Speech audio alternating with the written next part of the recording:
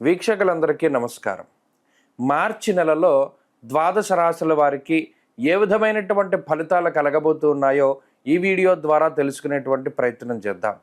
క్రోధీనామ సంవత్సరంలో చిట్ట చివరి మాసం ఈ మార్చి నెల.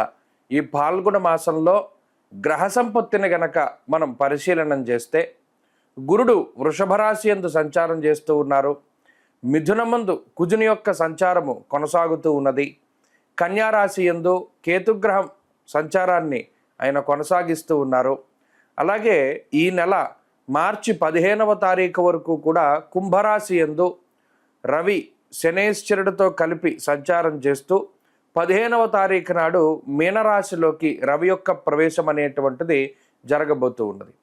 అలాగే ఈ మాసం చివరిలో 29వ తారీఖున శనేశ్వరుడు తన యొక్క స్వక్షేత్రమైనటువంటి కుంభరాశిని వదిలిపెట్టి మీనరాశిలోకి ఆయన యొక్క సంచారాన్ని ప్రారంభం చేస్తారు.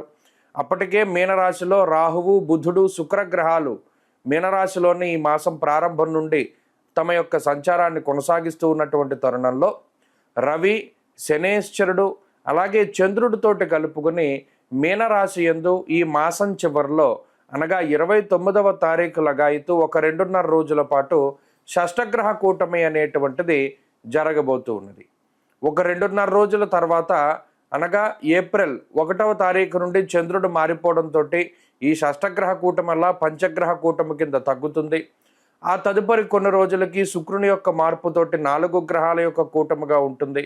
ఆ తర్వాత దాదాపుగా మీనరాశిలో శని రవులు మాత్రమే మిగులుతారు ఈ మాసం చివరికి, అలాగే ఈ మే నెల వచ్చేసరికి. అయితే ఈ షష్టగ్రహ కూటమికి సంబంధించిన వీడియోలు ఆల్రెడీ మనం చేయడం జరిగింది. ఇప్పుడు ప్రత్యేకించి ఈ మార్చి నెలలో ఈ ద్వాదశ రాశుల వారికి మరి ఇటు రవి కానీ శనేశ్వరుని యొక్క మార్పు కానీ తీవ్రమైనటువంటి ప్రభావాన్ని చూపించేటువంటి ఈ నెలలో ద్వాదశ రాశుల వారికి ఏ విధమైనటువంటి ఫలితాలు కలగబోతున్నాయో మనం ఇప్పుడు ఈ వీడియో ద్వారా క్లుప్తంగా తెలుసుకుందాం. తులారాశి వారికి మార్చి నెల శుభ ఫలితాలను ఇవ్వబోతూ ఉన్నది. దాదాపుగా 5-6 సంవత్సరాల తర్వాత శనేశ్వరుని యొక్క ఆనుకూల్యత ఈ మాసం చివరి నుండే ఉండబోతూ ఉన్నది. అలాగే షష్ఠస్థానముందు రాహువు కానీ బుధుడు కానీ యోగించేటువంటి అత్యంత శుభకాలంగా ఈ మార్చి నెలను చెప్పుకోవచ్చును.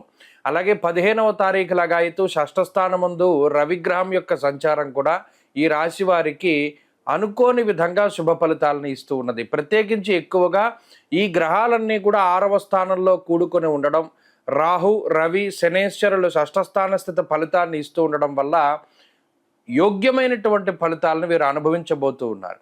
ఇక్కడ ప్రధానంగా ఒక విషయాన్ని దృష్టిలో పెట్టుకుంటే గత కొన్ని సంవత్సరాలుగా లేదా గత కొన్ని నెలలుగా పంచమంలో ఉండేటువంటి శనేశ్వరుడు కానీ మిగతా గ్రహాల తాలూకు స్థితిగతుల వల్ల కార్యహానిర్మనస్తాప అనేటువంటి శాస్త్రవచనం ప్రకారం అటు చేసేటువంటి పని నచ్చకపోయినప్పటికీ ఉద్యోగ, వ్యాపార, వ్యవహార, వ్యవసాయాదులన్నీ కూడా మనం కష్టపడి చేయవలసి వస్తుంది.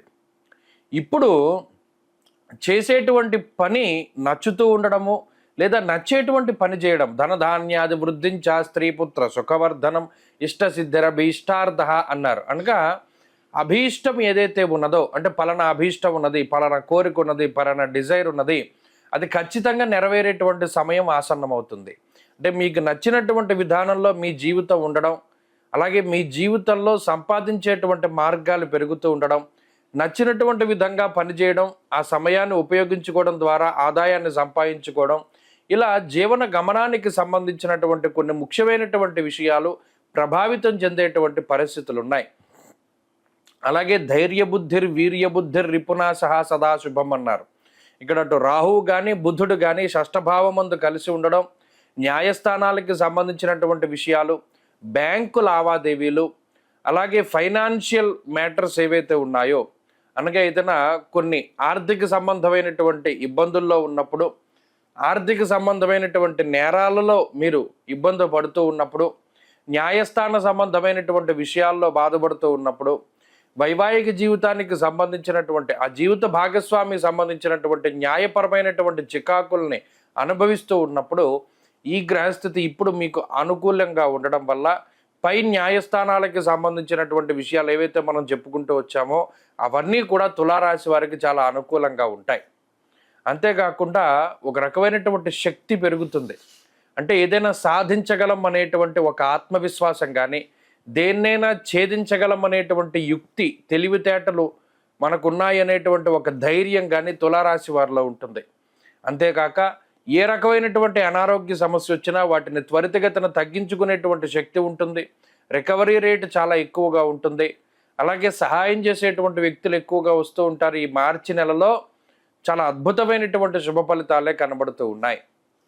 అంతేకాకుండా ఈ మార్చి నెలలో ఉండేటువంటి పరిస్థితులు ముఖ్యంగా ఏదైనా ఒక గొప్ప అవకాశాలు వస్తూ ఉండడం, అనుకోని విధంగా కొన్ని ఆఫర్లు మీ చేతిలో ఉండడం, అలాగే పై అధికారులతోటి సఖ్యత ఉండడం, కుటుంబ సభ్యుల యొక్క సహకారం ఉండడం ఇత్యాది విషయాలు అన్నీ కూడా చాలా అనుకూలంగా కనబడుతూ ఉన్నాయి.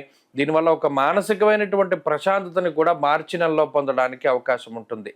ఎటు చూసినా తులారాశి వారికి మార్చి నెల చాలా బాగుంది.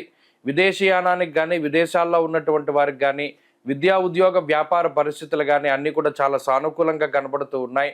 కాబట్టి తులారాశి వారు ఈ మాసంలో మరింత అనుకూలమైనటువంటి ఫలితాలని సాధించడం కోసం అష్టమ గురువు యొక్క దోష నివారణ కోసము ప్రత్యేకించి అనఘాష్టమి వ్రతాలని ఆచరించడం మంచిది. 1. 2 శ్రీ గురు దత్తాత్రేయ స్వామి వారి యొక్క ఆరాధన, స్తోత్ర పారాయణ, సిద్ధమంగళ స్తోత్రాన్ని కానీ, శ్రీ గురు చరిత్రని కానీ పారాయణ చేస్తూ ఉండడం, దత్తక్షేత్ర సందర్శనం చేయడం అనేటువంటిది చెప్పదగినటువంటి సూచన.